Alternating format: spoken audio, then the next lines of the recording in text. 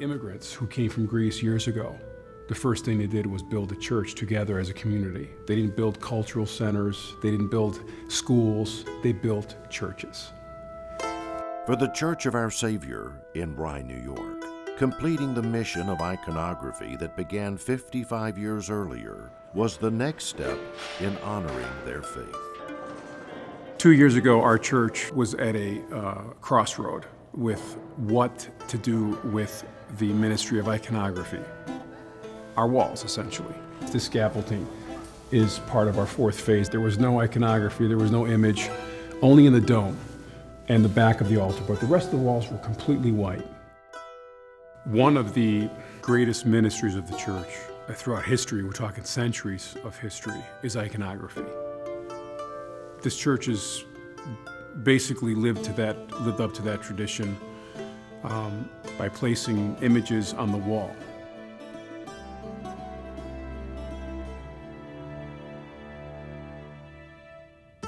I walked in the door here in 1970, and from that time until we get to the mid-'80s, white plaster and the icon screen was the inside decoration.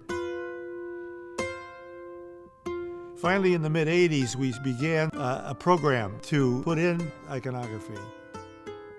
We started with a platitera, which is behind the icon screen, just above the altar, the Virgin and Child. Then we gathered funds and so forth and put up the iconocratera, which is overhead and looks down on us along with the four authors of the Gospels, Matthew, Mark, Luke, and John. At that point, basically, people said, that's enough of icons. We have plenty of icons. We like this nice whiteness of the church and so forth, but, you know, there was something missing. When it was finally revealed, I was here with some of my fellow iconography committee members, and we couldn't speak. It was just, you kind of didn't know where to look, but it all embraced us. The scaffolding was half up, half down, but it didn't matter, because where it took us, every inch of the structure and how we saw the previous phases completely changed.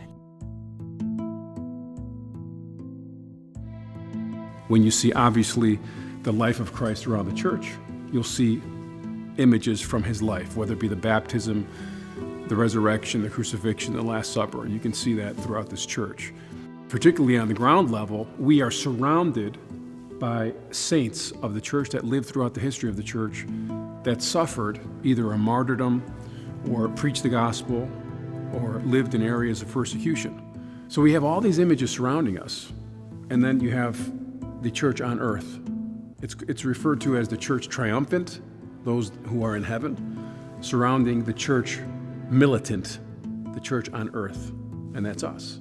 So we have this incredible support of examples telling us, essentially, we're with you. You can do this. Keep going.